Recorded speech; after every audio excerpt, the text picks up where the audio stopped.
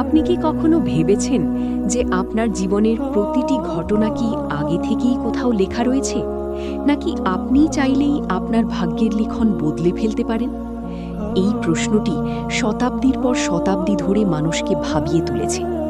আমরা অনেকেই মনে করি যা কপালে লেখা আছে তাই হবে, কিন্তু আজ আমি আপনাদের এমন এক চাঞ্চল্যকর সত্যের মুখোমুখি দাঁড় করাবো, যা শোনার পর ভাগ্য নিয়ে আপনার সমস্ত ধারণা চিরতরে বদলে যাবে।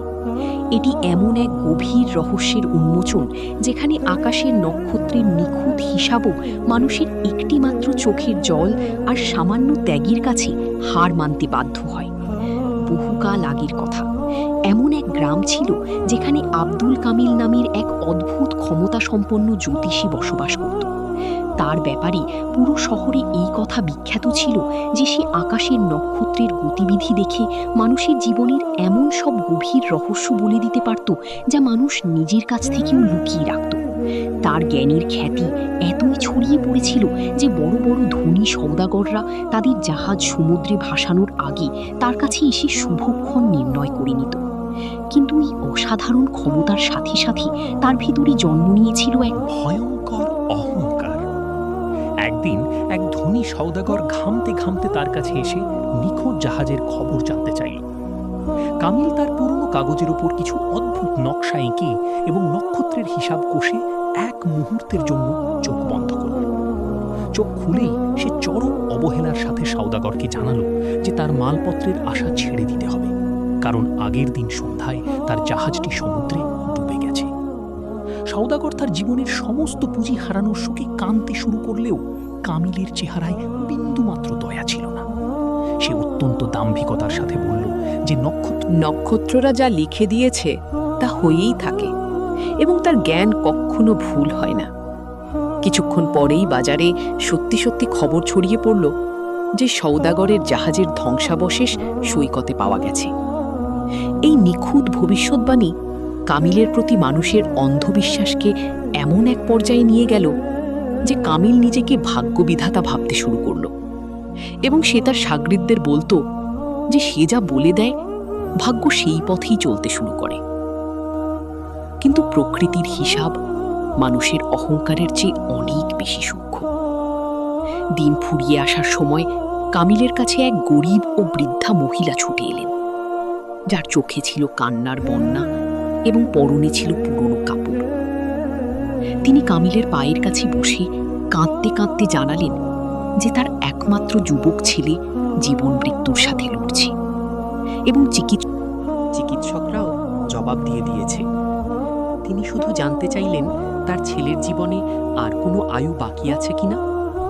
কামিল মহিলার অসহায়ত্বকে সম্পূর্ণ উপেক্ষা করে নিজের বই খুলে ছেলের নাম ও জন্মের সময় নিয়ে হিসাব কষতে শুরু করল। হিসাবের এক পর্যায়ে তার কপালের ভাঁজ গভীর হল, এবং সে অত্যন্ত কঠোর স্বরে সেই মাকে জানিয়ে দিল যে তার ছেলের মৃত্যুর সময় নির্ধারিত হয়ে গেছে, এবং সে আজকের রাতের পর আর সূর্য দেখতে পাবে না। একজন মায়ের কাছে এর চেয়ে বড় আঘাত আর কি হতে পারে? বৃদ্ধা চিৎকার করে বলে উঠলেন যে আল্লাহ অনেক বড়, এবং তিনি চাইলে সবকিছু পাল্টে দিতে পারেন। কিন্তু অহংকারে অন্ধ কামিল টেবিলে থাপ্পড় মেরে জবাব দিল যে তার কথা পাথরের দাগের মতো অপরিবর্তনীয়, এবং কোনো দোয়া বা ভগবান তার ছেলের মৃত্যু ঠেকাতে পারবে না। এই চরম অপমানের পর সেই নিরুপায় মা আকাশের দিকে তাকিয়ে আল্লাহর কাছে বিচার চাইলেন, এবং কাঁদতে কাঁদতে সেখান থেকে চলে গেলেন। এই পুরো ঘটনাটি ভিড়ের এক কোণে দাঁড়িয়ে একজন দরবেশ গভীর মনোযোগ দিয়ে দেখছিলেন, যার চেহারায় এক ঐশ্বরিক তেজ ছিল। তিনি বুঝতে পারলেন কামিল নক্ষত্রদের দেখতে পেলেও নক্ষত্রের সৃষ্টিকর্তাকে ভুলে গেছে।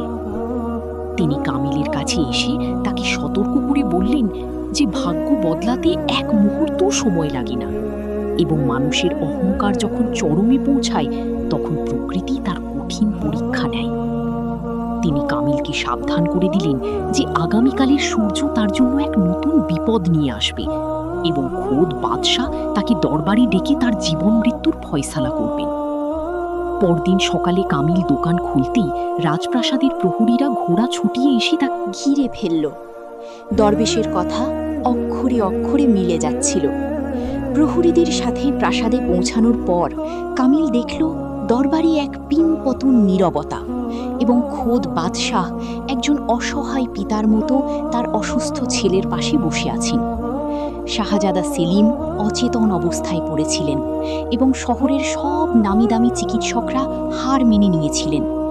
বাদশাহ কামিলকে নির্দেশ দিলেন নক্ষত্রের গতিবিধি দেখে সত্যিটা জানাতে, যে শাহজাদা আদৌ বাঁচবে কিনা। কামিল কাঁপা কাঁপা হাতে হিসাব কষতে শুরু করল এবং তার চেহারার রং ফ্যাকাশে হতে লাগল। তার নিখুঁত জ্ঞান তাকে বারবার একটাই সংকেত দিচ্ছিল, যে মৃত্যু শাহজাদার শিয়রে দাঁড়িয়ে আছে।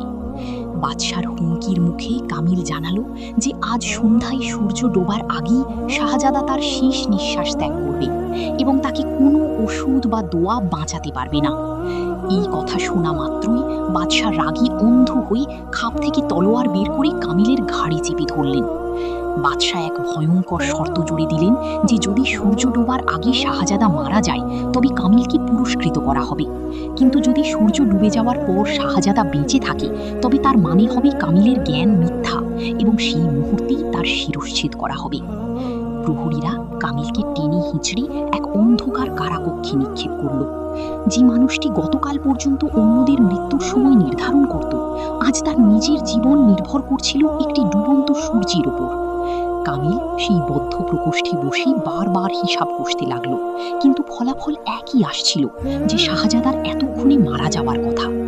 সময় যত গড়াচ্ছিল প্রাসাদের বাইরে থেকে কোনো কান্নার আওয়াজ আসছিল না, বরং নীরবতা কামিলকে আরো বেশি ভয় পাইয়ে দিচ্ছিল।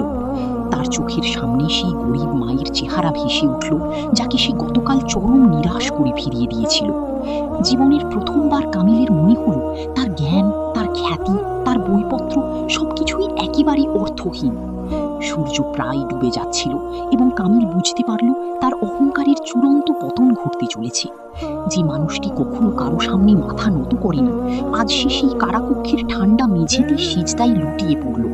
সে তার জীবনের সমস্ত অপরাধ স্বীকার করে সেই মহান স্রষ্টার কাছে ক্ষমা চাইল এবং নিজের প্রাণ ভিক্ষা চাইল।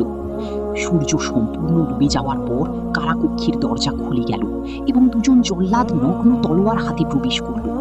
শাহজাদা মারা